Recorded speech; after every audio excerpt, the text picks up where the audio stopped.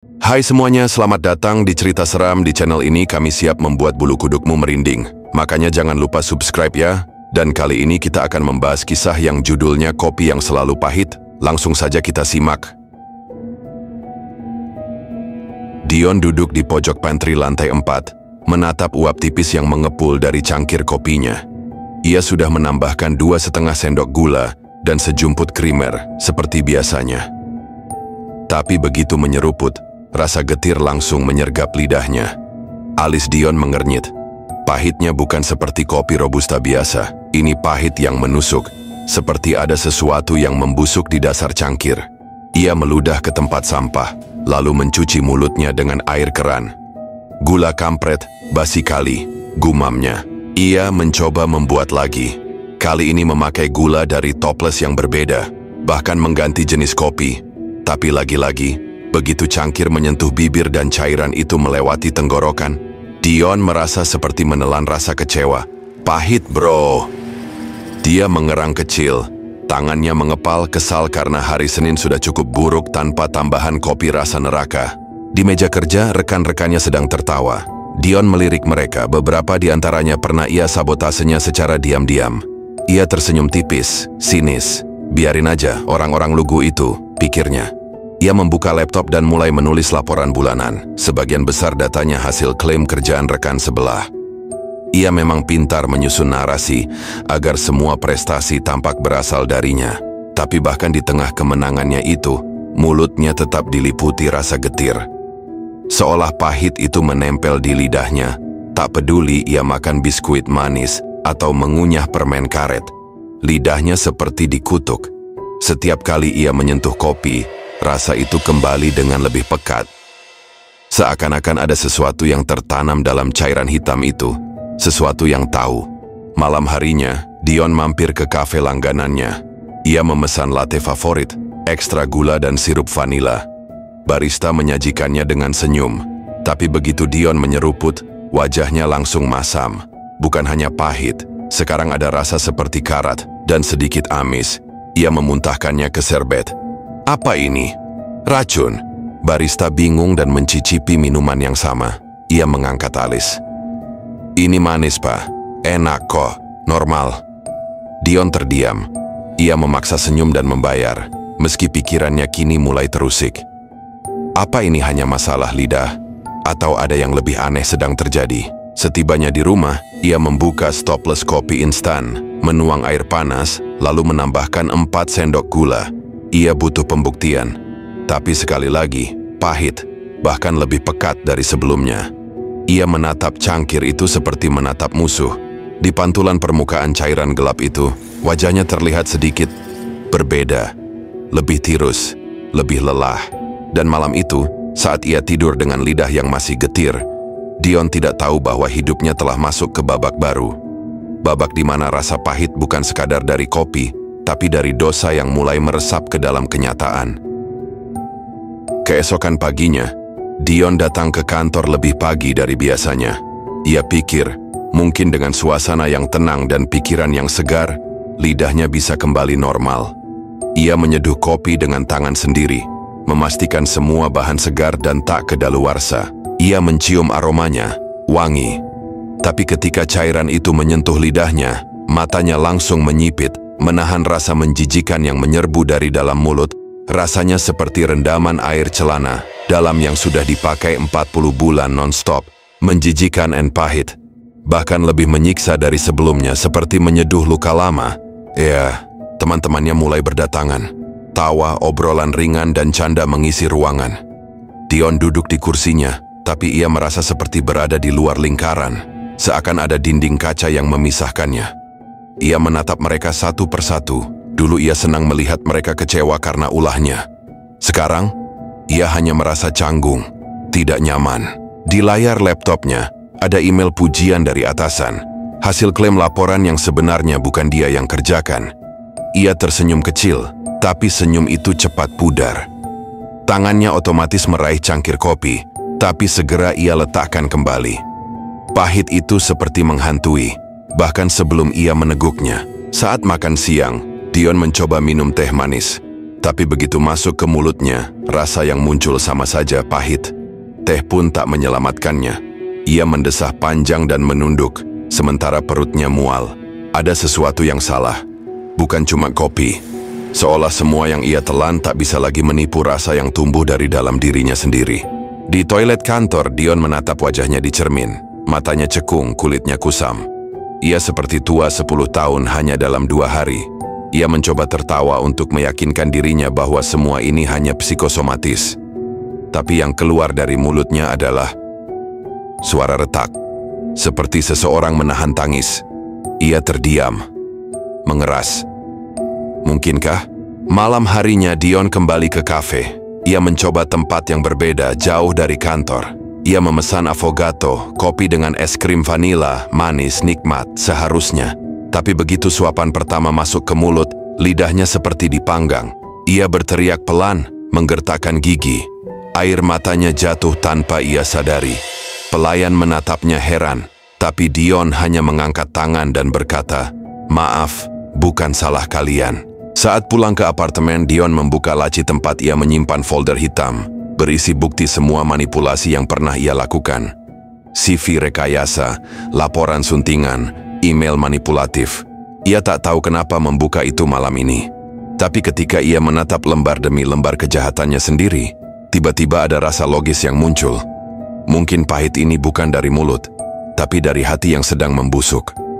Dan untuk pertama kalinya dalam hidup, Dion bertanya dalam hati, apakah semua ini adalah bentuk peringatan atau awal dari hukuman yang lebih nyata? Dion mencoba mengalihkan pikirannya. Ia pergi ke klinik gigi untuk memeriksa lidahnya. Dokter bilang semuanya normal. Tidak ada iritasi, tidak ada tanda alergi, tidak ada luka. Mungkin psikosomatis, kata dokter. Dion hanya mengangguk, tapi dalam hati, ia tahu rasa ini bukan cuma dari tubuh, tapi dari sesuatu yang lebih gelap dan dalam. Sesuatu yang belum bisa ia jelaskan. Hari-hari di kantor semakin menyiksa. Setiap kali ia mencoba menyabotase pekerjaan orang lain seperti biasanya, ia malah merasa pusing. Bahkan ada satu kali ketika ia memalsukan revisi laporan milik koleganya, ia muntah di tempat. Parahnya, bukan makanan yang keluar, tapi cairan hitam yang kental dan berbau seperti kopi basi. Seluruh ruangan terdiam saat itu. Dion hanya menunduk, lalu berlari ke toilet tanpa memberi penjelasan. Rekan-rekannya mulai curiga. Mereka melihat Dion berubah. Ia tak lagi cerewet, tak lagi suka bercanda sinis, tak lagi ikut rapat hanya untuk menjatuhkan orang. Bahkan ada yang berbisik, Dion terkena karma. Tapi tak ada yang tahu bahwa setiap malam, Dion bermimpi tentang dirinya sendiri, duduk di meja kerja yang dipenuhi cangkir-cangkir kopi pahit. Dan di setiap cangkir ada wajah rekan kerjanya yang ia hancurkan. Pada malam Jumat yang sunyi, Dion memutuskan untuk mengunci diri. Ia menyalakan lilin, entah kenapa, ia merasa takut pada lampu neon. Di hadapannya, cangkir jumbo kopi terakhir yang ia seduh sendiri. Ia menambahkan 15 sendok gula. Ia aduk perlahan, lalu mengangkatnya. Aroma itu tak berubah. Ia meneguknya perlahan, bersiap. Namun sesuatu yang berbeda terjadi. Bukan hanya pahit, tapi kopi itu terasa seperti abu. Lidahnya kaku, matanya berkedut. Dan saat ia menatap cermin di seberang meja, ia melihat dirinya. Atau sesuatu yang menyerupainya. Wajah yang hancur, lidah yang hitam legam, mata yang kosong. Dan pantulan itu tidak mengikuti gerak tubuhnya. Justru tersenyum ke arahnya, senyum penuh ironi. Dion menjatuhkan cangkir. Ia mundur, dadanya sesak. Suara bisikan terdengar dari dalam dinding. Setiap tegukan adalah ingatan. Setiap kebohonganmu diseduh kembali. Tangannya gemetar. Ia tak bisa melarikan diri. Ia hanya bisa duduk di tengah keheningan, sementara bau kopi busuk memenuhi ruangan, membekapnya perlahan seperti kabut dari neraka yang pelan-pelan naik dari dasar cangkir. Sudah seminggu Dion tidak masuk kantor. Rekan-rekannya hanya saling melempar tatapan bingung. Beberapa merasa lega, beberapa merasa kasihan. Tak satu pun dari mereka tahu kabar terakhir Dion. Ia menghilang begitu saja, tanpa pamit, tanpa pesan, hanya meninggalkan meja kerja kosong dan sisa kopi yang belum dibersihkan. Di dalam apartemennya yang sunyi, Dion masih duduk di depan cermin. Ia sudah tidak tidur. Matanya merah, lingkar hitam pekat mengelilinginya. Kulitnya pucat, bibirnya kering. Di meja, belasan cangkir kopi kosong berjajar seperti prajurit mati. Semua kopi yang ia seduh, semuanya terasa pahit. Bahkan air putih pun kini punya rasa serupa. Lidahnya seperti menolak segalanya, kecuali rasa yang dulu ia tanamkan pada hidup orang lain. Lalu malam itu datang, malam yang paling gelap. Dion mencoba tertidur, tapi suara bisikan kembali, kali ini tak hanya dari dinding. Dari bawah tempat tidur, dari belakang pintu, dari dalam keran air, suara-suara kecil yang tak terdengar jelas tapi menusuk langsung ke dalam kepala. Satu demi satu, mereka kau celakai. Sekarang giliranmu menyesap penderitaan. Dalam mimpi yang tak sepenuhnya mimpi, Dion melihat dirinya duduk di ruang kantor. Ia mengenakan setelan rapi, tampak percaya diri, hingga para rekan kerja satu persatu mendatanginya dan menuangkan kopi ke dalam gelasnya. Tapi kali ini bukan kopi biasa, melainkan cairan hitam yang mengandung cermin kecil di dasarnya. Setiap kali Dion menyesapnya, wajah seseorang yang ia sakiti muncul dari permukaan. Semakin banyak ia minum, semakin berat tubuhnya, semakin perih matanya. Dan akhirnya, cermin itu menunjukkan dirinya sendiri, bukan Dion seperti biasa, tapi Dion yang membusuk, penuh luka, dengan tawa palsu membeku di wajah. Ia terbangun dengan nafas tersengal. Tapi ia bukan lagi di kamar. Ia duduk di kantor, namun sepi. Di mejanya, cangkir kopi. Di dinding, tidak ada kalender, tidak ada jam. Hanya ada satu layar menyala dengan tulisan, "Kamu berada dalam kopi yang kamu seduh sendiri." Pintu tak bisa dibuka. Telepon tak bersinyal. Ia mencoba teriak, tapi suaranya lenyap. Tak ada yang bisa didengar. Tak ada yang bisa dicicipi. Kecuali rasa pahit. Dan dunia luar? Dion ditemukan beberapa minggu kemudian di ruang apartemen. Tewas dengan gelumuran kopi dan luka bakar di sekujur tubuh. Bak direbus bersama kopi yang mendidih. Di dekatnya, ada secarik kertas dengan kalimat yang tertulis samar di permukaannya. Jangan sabotaskan hidup orang lain kalau tak ingin meneguk rasa pahit milikmu sendiri. 3 hari sebelum Dion mulai mencicipi pahit yang tak wajar itu, Diki duduk sendirian di sebuah warung kopi kecil di pinggiran kota. Malam itu hujan deras, dan bau tanah basah bercampur dengan aroma tajam dari bungkusan kecil yang ia sembunyikan di saku jaketnya. Itu bukan kopi, bukan juga gula. Itu adalah buhur, campuran rempah, kemenyan, dan serpihan rambut Dion yang ia kumpulkan diam-diam dari sisir tua yang pernah ia curi dari laci toilet kantor. Diki pernah menjadi rising star di kantor mereka. Sampai suatu hari, ia tiba-tiba disalahkan atas proyek yang gagal, dipecat, dan kehilangan arah hidup. Semua itu gara-gara Dion yang menyabotase datanya dan memfitnahnya di depan atasan demi merebut posisi promosi. Tak ada yang percaya Diki saat itu. Tak ada yang mau dengar kebenaran. Dan tak ada yang tahu bahwa Diki menyimpan dendam yang mendidih seperti kopi panas yang meletup-letup. Malam itu ia menemui seseorang. Tak di masjid, bukan pula ke psikolog. Ia pergi ke sebuah rumah kecil bercat merah pudar di belakang pasar tua. Di sana, seorang pria tua menyambutnya tanpa bicara, hanya menyalakan dupa dan mengangguk seolah sudah tahu isi hati Diki.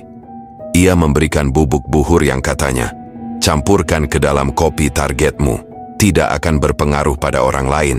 Tapi dia, si pembohong itu, akan meneguk semua pahit yang ia tanam. Keesokan paginya Diki datang ke kantor dengan senyum tenang. Saat Dion keluar ruang meeting, Diki diam-diam masuk ke pantry, mencampurkan buhur halus ke dalam cangkir Dion, lalu menuangkan air panas di atasnya. Bau rempah menyengat sebentar, lalu hilang, tertutupi aroma kopi. Hari itu, Dion mulai merasakan pahit pertama. Diki hanya memperhatikan dari jauh. Tak ada rasa puas berlebihan di wajahnya, hanya ketenangan. Ia tidak lagi marah. Ia hanya ingin keadilan yang tidak bisa diberikan oleh manusia. Beberapa minggu kemudian Dion tewas di apartemennya. Diki mendatangi lantas meletakkan tulisan itu di samping jasad Dion. Selesai.